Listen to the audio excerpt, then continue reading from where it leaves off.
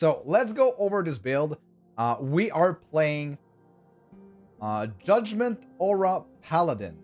Basically, it is a mana stacker that will deal damage with Judgment based on making Judgment an aura around you. Consecrated Ground becomes a consecrating aura which surrounds you, but Judgment costs more mana and has a longer cooldown.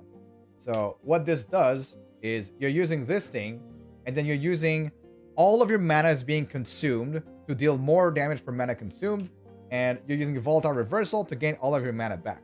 So you're buffing yourself with your Javelin, with your Holy Aura, then you're casting Judgment, and then immediately casting Volatile Reversal, which gives all of your mana back, and then you can just lunge towards target and, just travel through the map and kill enemies on your aura around you. This does an incredible amount of damage. This is kind of like your RF build from Path of Exile. This is the I walk, you die kind of build. So yeah, super, super powerful. Probably one of the best Sentinel builds right now in terms of, playability, damage, survivability is also quite nice. You got a lot of healing out of it. You're getting damage out of healing effectiveness as well. And then you're also utilizing Holy Trail. So this is like the perfect, it's the perfect build to like basically transition from Holy Trail to something that is more endgame and more tailored towards pushing corruption very, very high. We have seen this build push like upwards of 1,000 corruption easily. Still same playstyle, just walk and monsters die. So really, really easy. So first of all, let's go over the skills. I'm going to talk about Judgment first, right? We're making Judgment an aura around us.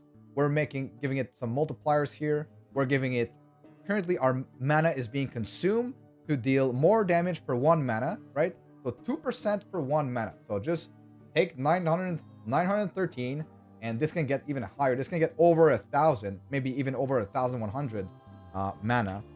And yeah, you can deal an insane amount of damage with Judgment by this node.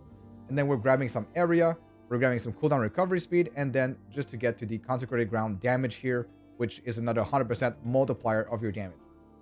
So huge multipliers. If you have any extra points, I would suggest putting them into the area, but there is also another way to deal more damage if you go here, for example. But yeah, I would just go into the area. Let's talk about Volatile Reversal. Volatile Reversal is made for two things. It has these two nodes here, enemy damage taken, right? So, and enemy damage over time taken. So these are effective multipliers of your damage if you do get the Void Rift on the enemy. So this is extremely good against bosses. If you want to remove some of your damage to go into a little more movement speed, for example, you could remove points from here to put into the move speed there and catching up. But yeah, I highly suggest keeping the damage there. And you want to get this node here for cooldown recovery speed, and this one here for cooldown recovery speed as well. So that pretty much covers Volatile Reversal. Lunge, we're basically speccing Lunge to have more than one charge.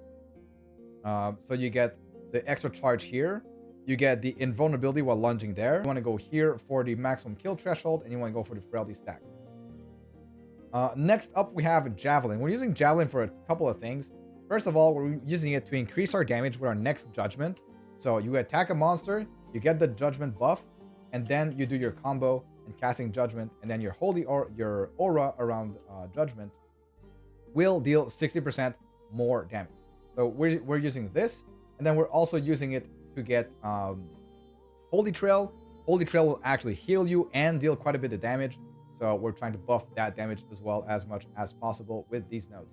It gets 1 flat spell damage per 5% increased healing effectiveness, and that is the same way that Judgment also scales. Consecrated Grounds gain 1 spell damage per 5 increased healing effectiveness. So healing effectiveness in this build actually gives you flat damage, which is essential to increasing your damage like through the roof, basically. So the couple of stats that you're looking for are going to be healing effectiveness, attunement, and elemental damage over time. So these are the most wanted offensive stats on your build. Then we have Holy Aura. Holy Aura does a couple of things for us. It's like a staple of the Paladin, basically. Increased damage, increased elemental res. This is always passively active. All of the buffs from this are passives. but when you're applying it, when you're hitting the key, it actually doubles the buffs for a certain duration. So it is what we do before doing our actual combo, right? You get your javelin buff, you do Holy Aura, Judgment, and Volta Reversal, and then you can start lunging towards enemies and walking towards them. So we're getting this for the health regen just to get to the poison res. So we're getting a little bit of poison res there. You also cleanse elements when you press it, right? When you activate it. You get healing effectiveness. So as we said, healing effectiveness gives us a lot of flat spell damage. You would want to go into the increased elemental res. You want to go to the fire penetration and so also global fire damage. So as a disclaimer, I am building this towards doing damage and not necessarily doing being the most tanky. I just wanted to see big numbers and stuff. So this is why this build is like this. The planner is a little bit more balanced in terms of tankiness and damage, but still very, very heavily leaning towards the damage side because this is built for softcore. If I was playing hardcore, I would probably build it much differently. But since this is softcore, let's just go for big numbers, shall we? Okay, so that pretty much covers the skills. Now let's go over the gear. The gear, you want to get a wand and you want to get a shield.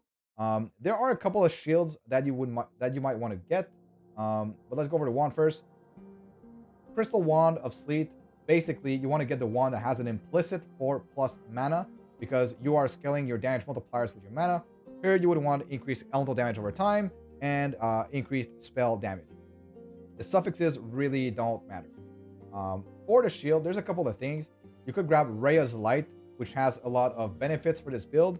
You could also grab the Mountain Shield, basically giving you access to capping your block chance very easily by stacking endurance. And this is what I have in the build planner, actually. This one is target farmable and very easy to get with LP. So yeah, that's what you would go for. But I was messing around with this shield here, which has tier 7 increased healing effectiveness just for big numbers. Like if you want the biggest numbers, you would probably go Rhea's Light with LP.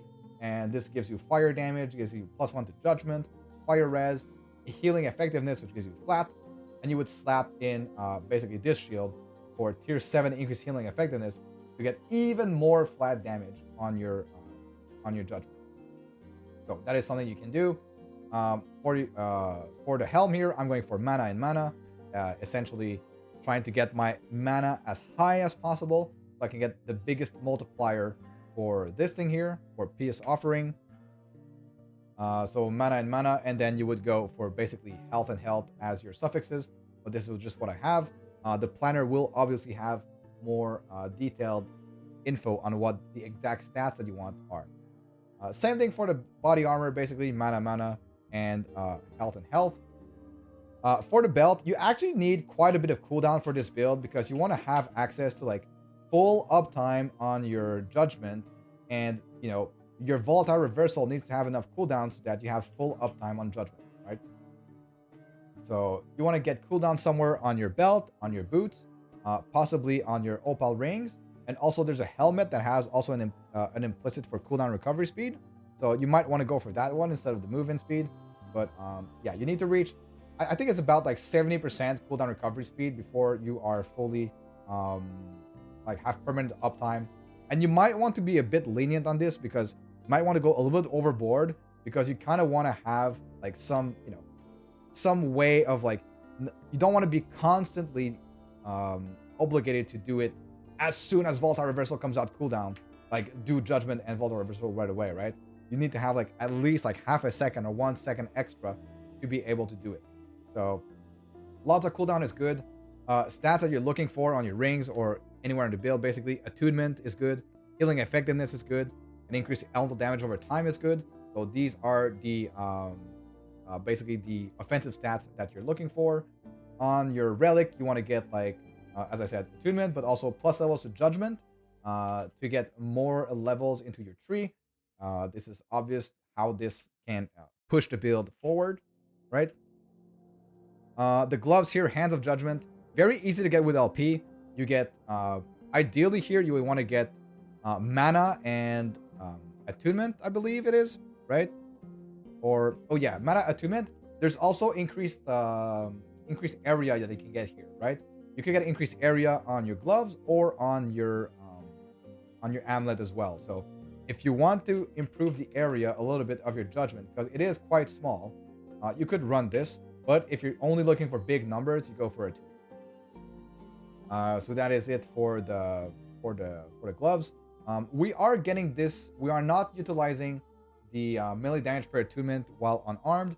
This doesn't matter. The attunement is nice. The cooldown recovery speed for Judgment is nice, and the fire penetration is very, very nice.